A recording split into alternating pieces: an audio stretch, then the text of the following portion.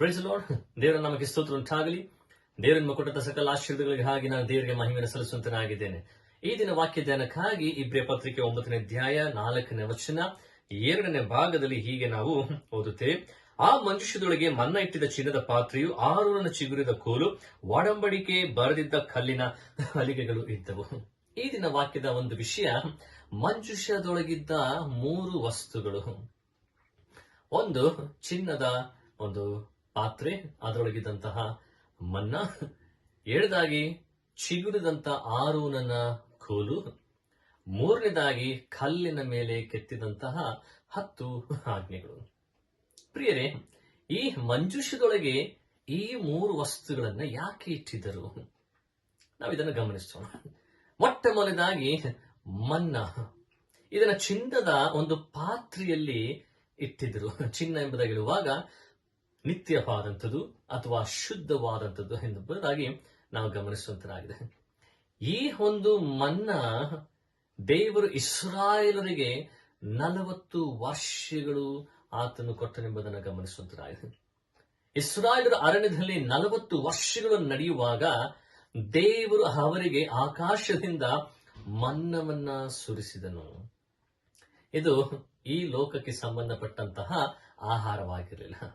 ದೇವರು ವಿಶೇಷವಾಗಿ ಆಕಾಶದಿಂದ ದೇವರು ಅವರಿಗೆ ಸುರಿಸುತ್ತಾನೆ. ಇದು ದೇವರು ತನ್ನ ಮಕ್ಕಳನ್ನ ಹೇಗೆ ಆರೈಕೆ ಮಾಡುತ್ತಾನೆ, ಹೇಗೆ ಅವರನ್ನ ಪೋಷಿಸಿ ಪರಾಂಬರಿಸುತ್ತಾನೆ ಎಂಬುದನ್ನ ನಮಗೆ ಇದು ಒಂದು ಉದಾಹರಣೆಯಾಗಿ, ಮಾದರಿಯಾಗಿ, ಅಥವಾ ದೇವರು ಹೇಗೆ ಇಸ್ರಾಯೇಲರನ್ನು 40 ವರ್ಷಗಳು ನಡೆಸುವುದೆಂಬುದನ್ನ ಜ್ಞಾಪಕ ಮಾಡಿಕೊಳ್ಳುವುದಕ್ಕಾಗಿ ದೇವರು ಇದನ್ನ ಕಾಪಾಡಿದರು. ಪ್ರಿಯರೇ, ಈ ಮನ್ನಾ ಎಂಬುದಾಗಿ ಹೇಳಿಕೊಳ್ಳುವಂಥದ್ದು ನಾವು ವಾಕ್ಯದಲ್ಲಿ ಗಮನಿಸುವಾಗ ಪರಲೋಕದ ಒಂದು ರೊಟ್ಟಿ.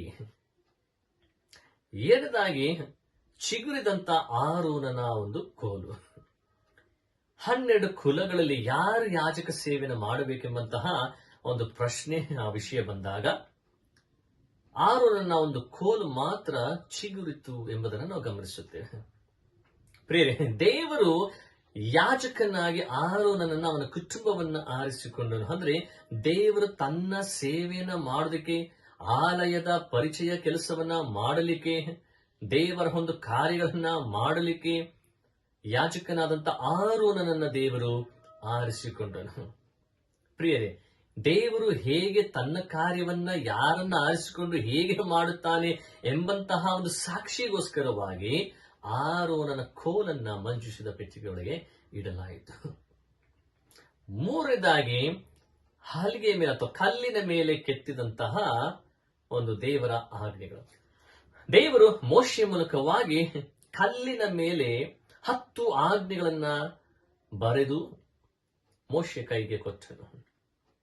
2ನೇ ಬಾರಿಗೆ ಕೊಟ್ಟಂತಹ ಒಂದು ಕಲ್ಲಿನ ಹಲಿಗೆಗಳಾಗಿತ್ತು. ಇದನ್ನ ಮಂಜೂಷದ ಪೆಟ್ಟಿಗೆ ಒಳಗಡೆ ಅದನ್ನ ಕಾಪಾಡಲಾಯಿತು. ಯಾಕೆಂಬುದಾಗಿ ಹೇಳಿಕೊಳ್ಳುವಾಗ ದೇವರು ತನ್ನ ಮಕ್ಕಳನ್ನ ಹೇಗೆ ಮಾರ್ಗದರ್ಶಿಸಿದನು, ಒಂದು ದೇವರೊಂದು ಮಾತು, ದೇವರ ವಾಕ್ಯ, ದೇವರ ಕುರಿತು ಬರೆಯಲ್ಪಟ್ಟಿರುವಂತಹ ವಿಷಯಗಳನ್ನ ಮನುಷ್ಯನು ತಿಳಿದುಕೊಂಡು ತನ್ನ ಜೀವಿತವನ್ನ ನಡೆಸಬೇಕೆಂಬುದಕ್ಕೋಸ್ಕರವಾಗಿ ತನ್ನ ವಾಕ್ಯಗಳನ್ನ ತನ್ನ ಮಾತಿನ ಮೂಲಕವಾಗಿ ತಿಳಿಯಪಡಿಸಿದನು. ಇದು ದೇವರ ಕುರಿತು ಮಾತನಾಡುತ್ತದೆ ಮತ್ತು ಮನುಷ್ಯನು ಏನು ಮಾಡಬೇಕು, ಏನು ಮಾಡಬಾರದು, ಹೇಗೆ ಜೀವಿಸಬೇಕು ಎಂಬಂತ ಬೋಧನೆಗಳನ್ನು ಕೊಡುವುದನ್ನು ನಾವಿದನ್ನ ಗಮನಿಸುವಂತರಾಗಿದೆ. ಈ 3 ವಿಷಯಗಳನ್ನ ಆತ್ಮಿಕವಾಗಿ ನಾವು ಗಮನಿಸಬೇಕಾದ್ರೆ, ಯೇಸು ಕ್ರಿಸ್ತನು ಜೀವಕರವಾದಂತಹ ರೊಟ್ಟಿಯಾಗಿದ್ದ ಅಥವಾ ಜೀವದ ರೊಟ್ಟಿಯಾಗಿದ್ದ. ಈ ಇಸ್ರಾಯೇಲರು ಏನು ಮನ್ನವನ್ನ ತಿಂದ್ರು ಅದು ತಾತ್ಕಾಲಿಕವಾಗಿತ್ತು, ಅದು ಶಾಶ್ವತವಾಗಿರಲಿಲ್ಲ. ಇವತ್ತು ಸುರಿಸಿದಂತ ಮನ್ನವನ್ನ ನಾಳೆಗಿಟ್ಕೊಂಡ್ರೆ ಅದು ಹಾಳಾಗಿ ಹೋಗ್ತಾ ಇತ್ತು. ಆದರೆ ಯೇಸು ಕ್ರಿಸ್ತರು ನಮಗೆ ಕೊಟ್ಟಂತಹ ಈ ಜೀವದ ರೊಟ್ಟಿ ಶಾಶ್ವತವಾಗಿರುತ್ತದೆ, ನಿತ್ಯವಾಗಿರುತ್ತದೆ ಎಂಬುದಾಗಿ ನಾವು ಗಮನಿಸುವಂತರಾಗಿದೆ. ಆ ಜೀವವಾದಂತಹ ರೊಟ್ಟಿನ ನಾವು ತಿನ್ನುವಂತಹ ಕೃಪೆಯನ್ನ ದೇವರು ನಮಗೆ ಆತನು ಕೊಡಲಿಕ್ಕಿದ್ದಾನೆ. ಪ್ರಿಯರೇ, ಎರಡನೇದಾಗಿ ನಾವು ಗಮನಿಸುವಂತರಾಗಿದ್ದೇವೆ, ಆರೋನನ ಕೋಲು ಚಿಗುರಿತು. ದೇವರನ್ನು ಸಾಕ್ಷಿಯಾಗಿ ಇಟ್ಟನು. ಇವತ್ತು ನಮ್ಮ ಜೀವಿತಗಳನ್ನ ದೇವರನ್ನು ಸಾಕ್ಷಿಯಾಗಿ ಇಟ್ಟಿದ್ದಾನೆ. ಇದು ದೇವರು ತನ್ನ ಒಂದು ರಾಜ್ಯದ ಒಂದು ಕಾರ್ಯಕ್ಕಾಗಿ, ತನ್ನ ಒಂದು ಸಾಕ್ಷಿಗಳಾಗಿ ನಮ್ಮನ್ನ ಆರಿಸಿಕೊಂಡಿದ್ದಾರೆ. ಅದನ್ನ ದೇವರು ತನ್ನ ಕಾರ್ಯದ ಮೂಲಕವಾಗಿ ನಮ್ಮ ಮೂಲಕ ಪ್ರಕಟಿಸುವನಾಗಿದ್ದಾನೆ.